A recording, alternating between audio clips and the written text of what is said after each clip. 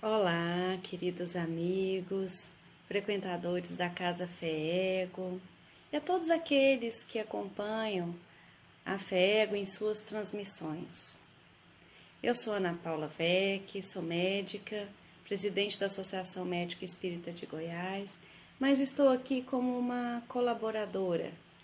Estou aqui para dividir com vocês as reflexões deste momento. Agradeço o convite do Humberto e da Andréia e, com muita alegria, vamos falar sobre os momentos de crise. Que a paz de Jesus esteja em nossos corações e nossa mente em sintonia com a espiritualidade maior. No século XVII, a França e toda a Europa é avassalada por uma pandemia, a varíola. Ela leva à morte várias e várias pessoas, não respeitando crença, não respeitando sexo, idade, status. As pessoas foram convidadas a permanecerem em suas casas, em quarentena, os comércios fechados, e o desespero tomou conta da França. E como não poderia ser diferente, da casa dos Villamil. Antero, um homem de negócios, bem-sucedido, via-se dividido entre os afazeres domésticos, já que os funcionários da casa haviam adoecido, e o cuidado com o tio, que estava entre a vida e a morte, e a prima que ele tanto amava. Naquele momento ele se revolta, entra em desespero, porque de que adiantava todo o seu progresso profissional, as sacolas cheias de moedas, se ali ele se deparava com a morte aos seus olhos e estava de mãos atadas. A pessoa que ele mais amava estava entre a vida e a morte e ele permanecia com o pensamento de que poderia ficar só. Madalena, diante de toda essa crise, ao contrário do primo, diz para ele: a providência divina saberá a razão de nossas provas agudas e somos bastante pequeninos para discutir os desígnios do Pai Celestial. Todos nós passamos por crises. Muitas vezes ela vem na forma de uma doença, de uma enfermidade. Outras vezes na perda de um ente querido, ou na dificuldade financeira. O fato é que toda crise, quando ela vem, muitas vezes nós não conseguimos compreender o seu propósito, mas ela vem como um convite de Deus à mudança. É como se Deus já visse em nós os progressos, a possibilidade de progredir. Já visse em nós todo o aprendizado, a força de que nós temos para, naquele momento, dar um passo a mais, de sairmos daquele patamar e subir, atingir novos patamares de comportamentos e, por que não, de aquisições espirituais. Então, toda crise é convite de Deus à mudança. E por que as crises muitas vezes são dolorosas? Emmanuel vai nos esclarecer no livro Fonte Viva, capítulo 147, que há muitos sentimentos que nos animam há séculos e passam apressados do coração para a mente e voltam da mente para o coração, sempre os mesmos, sem nenhum acesso à luz espiritual, até que venha a dor e provoque toda mudança. Nos instiga de uma forma bastante imperativa a ter outros olhares, a ver as coisas de uma forma diferente e sempre mais elevada. André Luiz também nos diz a mesma coisa no livro Entre a Terra e o Céu. Ele diz que depois do poder de Deus, a dor é a única força capaz de alterar o rumo dos nossos pensamentos, compelindo-nos a indispensáveis modificações, com vistas ao plano divino, a nosso respeito e de cuja execução não poderemos fugir sem graves prejuízos para nós mesmos. Portanto, a crise é sempre convite à mudança. E nesse momento em que todos nós estamos vivendo a mesma crise, o mesmo convite, eu penso que é um momento ímpar, é um momento único de grandes voos da nossa própria alma, de grandes ensinamentos. E quais seriam esses ensinamentos? Eu vou dividir com vocês as minhas reflexões. Pode ser que alguém em casa esteja aí pensando, poxa, mas eu vi de outra forma, eu estou vendo esse momento de crise de outra forma. Então eu peço licença para vocês, meus amigos, para colocar aqui as minhas reflexões e convido-os a refletir comigo. Nesse momento em que nós não podemos sair para trabalhar, que nós não podemos ir ao supermercado, não podemos ir a restaurantes, os comércios são fechados, os shoppings, os cinemas, os teatros, as feiras públicas. É um convite, é uma demanda exterior pedindo para que nós fiquemos em casa, não é isso? Somente as coisas essenciais vão funcionar, estão funcionando. Alimentação, saúde. Toda vez que temos uma demanda externa, Emmanuel vai nos dizer que as demandas externas refletem as nossas demandas interiores. Fiquem em casa é o imperativo externo. Será que não é o nosso íntimo também vibrando nessa mesma necessidade? Fiquem em casa, mas qual é a casa que nós deveremos permanecer? Eu penso que o primeiro ensinamento disso tudo é olhar para nós. Para nós espiritualmente falando. É o momento de nós despirmos, retirarmos todos os nossos papéis, as nossas muralhas, por que não dizer assim, e olhar para quem nós somos realmente, para as nossas demandas interiores, quais são as nossas verdadeiras necessidades. Nesse momento em que nós despimos dos papéis profissionais, dos papéis sociais, não é verdade? A gente não pode exercer esse papel mais. Não pode. O que será que é esse chamado? Para que é isso? Se não para nós olharmos para nós cruamente, sem nenhum disfarce. Para quem nós somos de fato, para aquilo que nos faz falta de verdade. Porque enquanto estamos distraídos no corre-corre da vida, nas demandas exteriores, tentando cumprir todas essas tarefas, essas demandas, nós não conseguimos ouvir os clamores internos. Eu me lembro da passagem de Paulo nas portas de Damasco, no seu encontro memorável com Cristo, em que ele se transforma, tem o primeiro contato com sua sombra, quando Jesus o chama de: por que me persegues, Paulo? Ali ele toma contato. Poxa, eu sou um perseguidor. E naquele momento ele fica cego. E Emmanuel vai nos dizer que era justo que cessassem as suas percepções visuais, a fim de conservar para sempre a lembrança do glorioso minuto de sua transformação para a vida mais sublime. Talvez agora seja mais um dos grandes encontros que já tivemos com Jesus.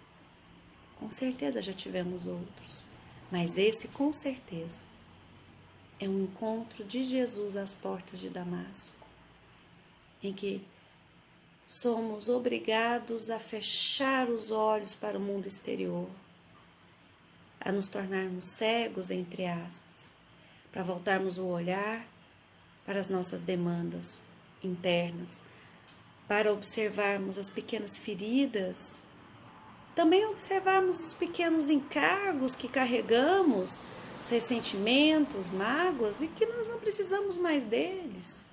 Quem sabe é o momento de nós avaliarmos o que realmente importa.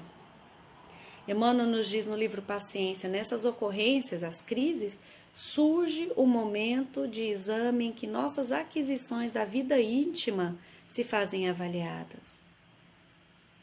O que eu já conquistei? Quais valores eu já consegui amealhar?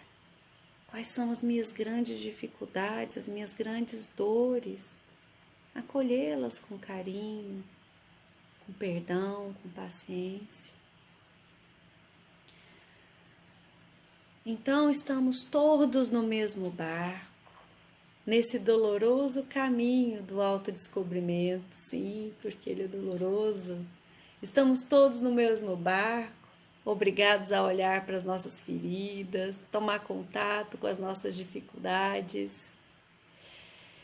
E a segunda reflexão que a gente fez é dar valor ao essencial. Com tudo isso aí, né? Nada que é supérfluo está funcionando, não é assim? Poxa, o que está externo reflete o interno, não é assim? O que é aqui dentro que eu não estou precisando mais? Que não é essencial, que eu posso me desfazer, me despedir? Será que eu não posso me despedir da minha mania de controle? Quantas vezes nós nos magoamos simplesmente porque a nossa vontade é contrariada? Quantas vezes? André Luiz vai nos dizer no livro Nosso Lar que o umbral é o lugar de desesperados.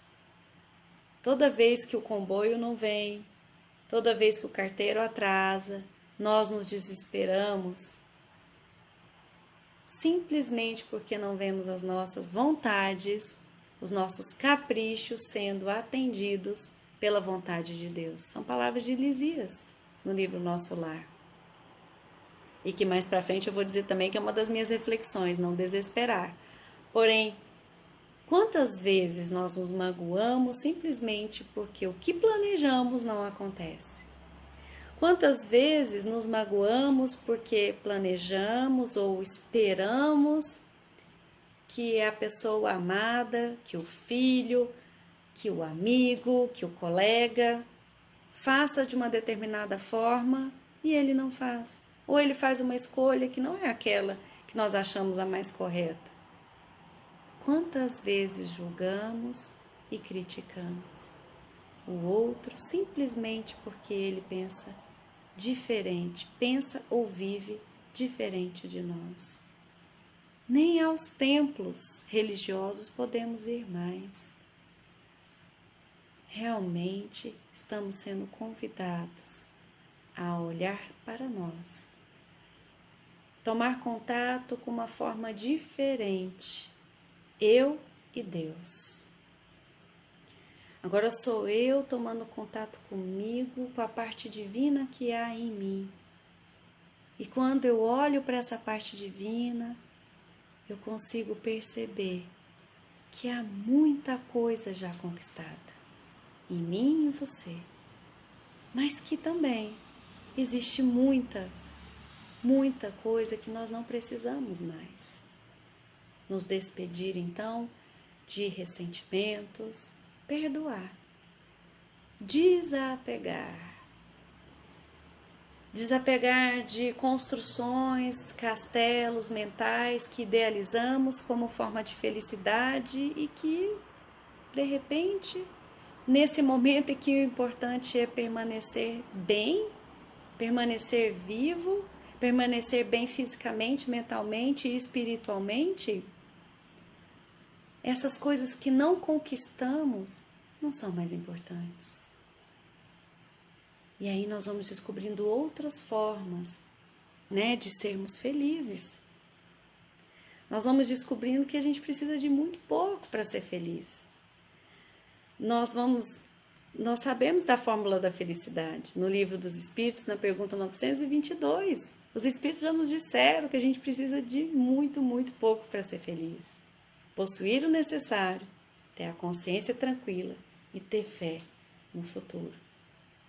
Fé é ter certeza que Deus nos ampara, que o autor da vida é o nosso Pai. É Ele o grande escritor dos destinos humanos, do meu, do seu. Então nada chegará até nós sem que antes tenha sido avaliado por Deus. Nenhuma crise, nenhuma dificuldade chega até nós sem que Deus tenha avaliado a nossa capacidade de superar, de aprender, de progredir. E Ele jamais nos deixou sozinhos. Jamais. Então, dar valor ao que é essencial, jogar fora, né? Parece aquela música do Paralamas do Sucesso. Hoje eu joguei tanta coisa fora, coisa que nos pesava no ombro. Aí a gente vai ficando mais leve, porque a gente vai dar valor ao que importa, não é? Pequenas querelas, discussões no trabalho, pequenas disputas, o que estão pensando ou falando de nós, nada disso importa. O importante é se você está bem aqui, ó, se você está em paz. E a gente só vai estar em paz se a gente estiver em consonância com o nosso planejamento reencarnatório. E como vamos saber? Tomando contato com o nosso interior, com o nosso templo íntimo, com a nossa casa espiritual, com a nossa essência. Ficar em casa, tomar contato com o nosso eu, com os nossos anseios. Quantas vezes, olhando para trás, nos distraíamos, procurávamos céleres, o contato com o celular, as séries na TV ou no trabalho infindável, para justamente diminuir as nossas angústias, sem perceber que atarefados que estávamos distraídos da grande proposta, do grande encontro. Perdíamos o grande encontro com o amor que muitas vezes sentava ao nosso lado, colocava a mão no nosso ombro e dizia assim: minha filha, estás tão atarefadas com tantas coisas, enquanto que só uma coisa é importante. E Maria escolheu a melhor parte. Quantas vezes estamos no corre-corre para o suprimento material, para as conquistas materiais, enquanto que tudo que se compra vence, perde ou estraga. Só os valores imorredouros da alma permanecem. Tudo passa. Os anseios se decantam, as necessidades se transformam. Só o perfume das virtudes que conquistamos, das consolações que conseguimos esparramar, permanece. O que temos buscado em nossa vida? Necessidades de um minuto ou respostas para todo sempre? Tudo passa. Somente Jesus trouxe o pão imperecível, a veste que não se rompe, o perfume inesquecível. O seu convite não vence, não prescreve e permanece vivo em cada um de nós. Convite a transformar, a deixar velhos hábitos e refrescar o olhar para novas propostas, novos modos de pensar, de se comportar, de sentir, sem julgar-se, sem julgar o outro, porque em essência somos todos iguais, filhos de Deus, buscando a felicidade, buscando o caminho. E não existe nenhum caminho pronto. A verdade é que cada alma nesse instante está sendo convidada a encontrar o seu próprio caminho. O seu próprio caminho ao reencontro com Jesus. E dessa forma a vida vai se descomplicando, né, não? Se tornando mais simples, aí a gente percebe que a gente não precisa daquele tanto de coisa que a gente estava pensando que precisava, não é? Você sabe que as pessoas que estão com doenças terminais ou próximas da morte, ela tem umas reflexões incríveis, porque realmente elas tomam contato com a essência do universo. E uma cuidadora de pessoas, né, com cuidados paliativos, reuniu 5 arrependimentos comuns dessas pessoas e que para mim são grandes verdades. O livro chama 5 arrependimentos antes de partir. Ela percebeu que as pessoas gostariam de ter vivido a vida que desejava e não aquela que os outros pensavam para ela. Então, nesse momento, quem sabe, nós não possamos repensar as nossas escolhas e ver se realmente nossa vida tomou o rumo que a gente queria. E será que aquilo que eu queria há 20 anos atrás, a Ana Paula de 20 anos atrás, tinha uma expectativa, uma pintura de felicidade que a Ana Paula agora, de 20 anos depois, não tem. E muitas vezes a gente entra nessa busca incessante, nesse vazio, porque a gente não realizou aquilo que nós de 20 anos atrás queríamos, de 10 anos atrás, sem perceber que nós mudamos, que as nossas necessidades mudaram e que a gente está bem do jeito que a gente está. Muitas vezes nós tomamos um rumo que a nossa vida familiar foi levando e que não era aquilo que nós pensávamos para nós. Olha que presente, ter tempo para olhar para nós mesmos, para a nossa essência e ver se estamos em consonância conosco, com as nossas propostas da nossa encarnação. Não queria ter trabalhado tanto, é um outro arrependimento. Observar se a nossa profissão é isso mesmo que a gente quer. Trabalhar não é o problema, trabalhar é maravilhoso, desde que a gente trabalhe com alegria, com prazer. Se a gente está no trabalho só para cumprir uma carga horária, só para receber o salário no final do mês, de repente a gente tem que avaliar, porque a gente não sabe o dia de amanhã. Nesse livro ela conta várias histórias de pessoas que se sacrificaram, sempre esperando uma aposentadoria e iam se arrastando por uma vida que não gostavam, sempre esperando que quando se aposentassem fossem realmente viver o que queriam. E são tomadas pela surpresa, aposentam-se e são tomadas pela surpresa de um câncer, por exemplo. Meus irmãos, a gente tem que buscar ser feliz hoje, mesmo que contrarie as perspectivas do mundo de ganhos financeiros, de estabilidade profissional, de rótulos aí. Estamos sim sendo convidados a ver o que realmente nos traz bem-estar e felicidade. Eu queria ter tido coragem de expressar meus sentimentos, dizer eu te amo, abraçar quem a gente gosta. Vamos fazer isso? Vamos fazer uma videochamada, vamos escrever no WhatsApp, botar os emojis aí. Eu te amo. Vamos falar para o pai, para a mãe, se a gente tem eles aqui presente. E se a gente não os tem aqui fisicamente, em pensamento, em oração, dizer para os filhos também, eu te amo, dizer para os amigos, eu gosto de você, sinto sua falta. Eu queria ter estado mais perto dos meus amigos e queria ter me feito mais feliz. E não pensando no resultado, mas ser feliz no dia de hoje, com o que temos para hoje. Não é? A gente sempre tem aquela sensação que a felicidade é algo que está muito distante de nós, é algo que a gente não conquistou. Não é verdade, a gente não precisa muito para ser feliz. Vamos ser felizes no dia de hoje, estamos vivos, temos o que comer, então estamos bem.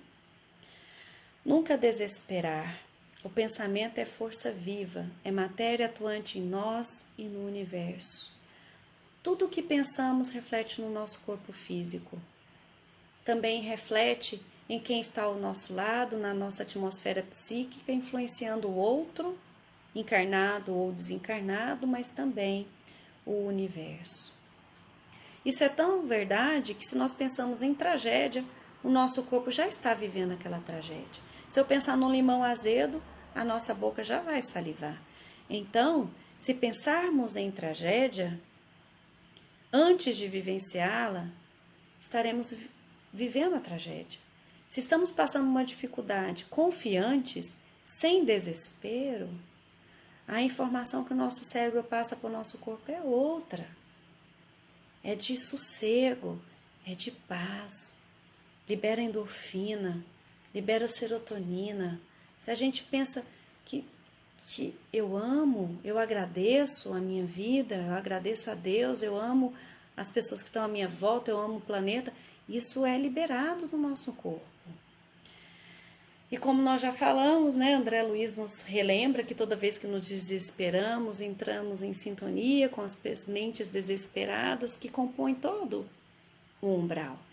E eu não poderia deixar de dizer que muitas vezes a gente se desespera por medo.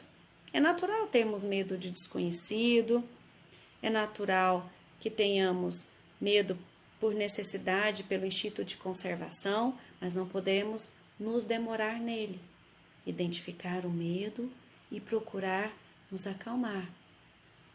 Se o meu pai, o seu pai, é o autor da vida, ele conhece os meus pensamentos, os seus, ele conhece a quantidade de fios do meu cabelo, esteve na formação dos meus ossos. Como ele poderá deixar que algum mal nos atinja? Mesmo o mal aparente tem ali um bem maior. Então tá tudo certo. E André Luiz vai nos dizer no nosso lar, naquele momento da Segunda Guerra, 1939, o governador reuniu todos do nosso lar, convocando para que eles preocupassem com o pensamento, que tivessem muito cuidado com o pensamento. E Narcisa vai dizer que ali eles iam organizar o serviço hospitalar de preparo no nosso lar para receber as pessoas, mas também exercícios adequados contra o medo. E André Luiz fica admirado. Como assim? Contra o medo? Né? O governador ele acionou 30 mil voluntários, trabalhadores, porque tinha o bônus hora, para trabalhar nesse serviço de receber os hospitais de urgência, 10 mil pessoas lá na defesa, mas também nessa organização contra o medo. Ela vai dizer assim, talvez você estranhe, André, como acontece a muita gente, a elevada porcentagem de existências humanas estranguladas simplesmente pelas vibrações destrutivas do terror é tão contagioso como qualquer moléstia de perigosa propagação. Classificamos o medo como dos piores inimigos da criatura, por alojar-se na cidadela da alma, atacando as forças mais profundas. O medo é destrutivo. Ele nos destrói mais do que a ação, qualquer ação externa, seja ela de vírus, de doenças, de ataques. Então, não temer. O que te parece sofrimento agora será a glória do seu futuro espiritual. É o que nos diz essa de Queiroz no livro A Inquisição e o Outro Lado. Então, se nós estamos diante de um problema, de um desafio, de uma crise, que a gente não encontra a solução, não está nas nossas mãos, consertar esse problema, resolver esse problema, a gente entrega para Jesus. A gente confia, como nos diz Alcione no livro Renúncia. E aí, talvez, a única força que a gente tenha é de mudar o nosso pensamento. Lembra? não temer, não desesperar.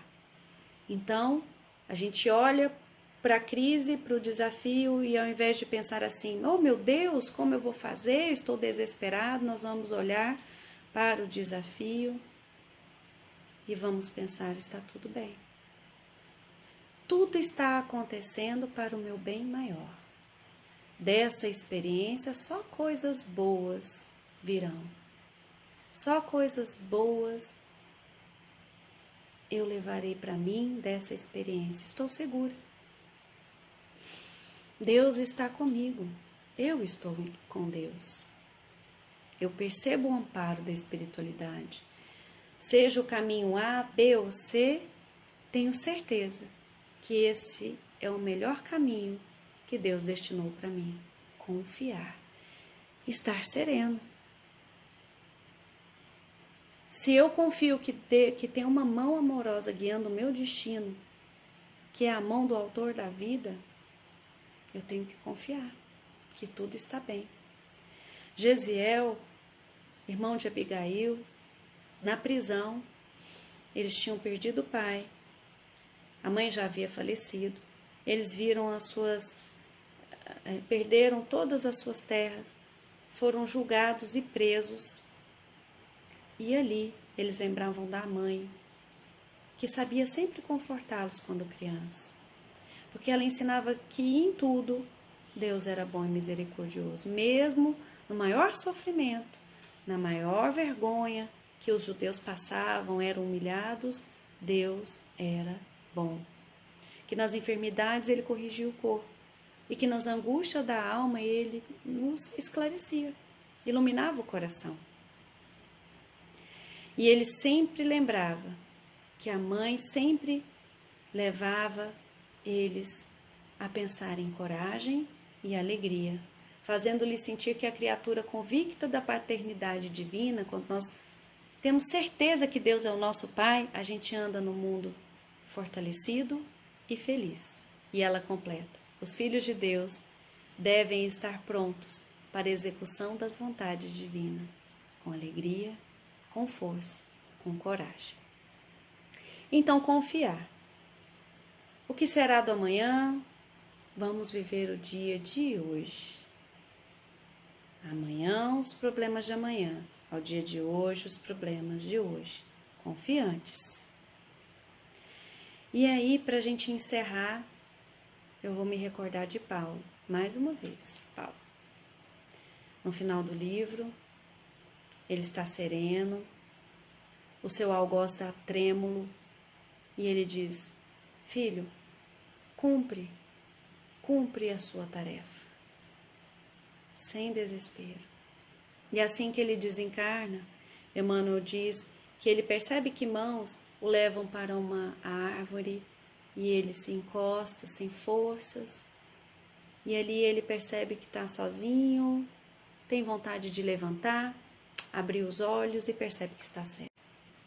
Eu fico pensando assim, que ele podia ter tido várias atitudes. Ele podia ter se revoltado, se rebelado, questionado Deus: ai, Jesus, como é que é esse negócio? Eu te segui aqui a vida inteira, me sacrifiquei para chegar aqui, continuar cego?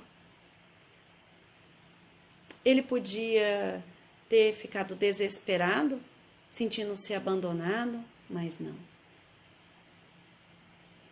Ele tinha certeza que ele não estava sozinho.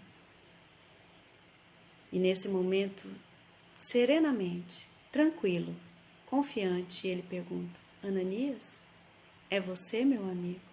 Sim, Paulo, sou eu. Jesus me enviou para que novamente eu lhe restituísse a visão. É muito lindo isso, né?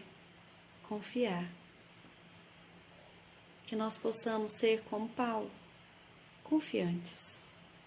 Confiantes de que jamais estivemos sós. E que mesmo na cegueira, né, para o mundo material, neste momento, que nós tenhamos muita luz nos olhos para iluminar o nosso tempo íntimo. E que esse contato com Deus, com o nosso Pai, se faça maior neste momento. E eu gostaria de encerrar, meus amigos, com um texto de Emmanuel que está no livro Momentos de Paz. Disseram que não vencerás em teus empreendimentos, que o teu doente querido está no clima de morte, que atravessarás longa noite de provações, que não mais encontrarás o trabalho que mais desejas, que não te recuperarás de certas perdas sofridas, que não realizarás os sonhos que acalentas, que os entes amados distantes de ti nunca mais te voltarão o convívio, que o desgaste do corpo físico não mais te permitirá as realizações que tanto almejas, que por essa ou aquela falta andarás sobre a terra, constantemente sobre pedras e espinhos. Tudo isso disseram. Entretanto, continua agindo e servindo, orando e esperando, porque as opiniões de Deus são diferentes. Uns dizem uma coisa, outros dizem outra, o burburinho exterior. Quem vai saber? Quem vai saber o que nos espera? Nós sabemos.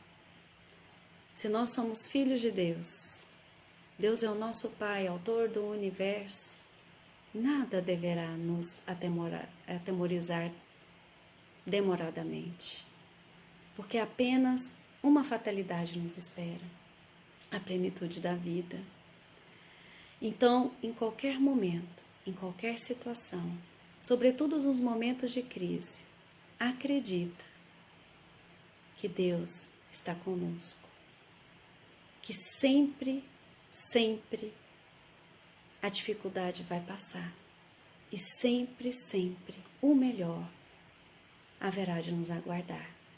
Que nós possamos caminhar confiantes, serenos, tranquilos e em paz.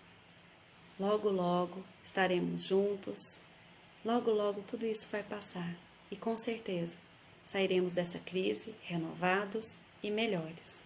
Um grande abraço.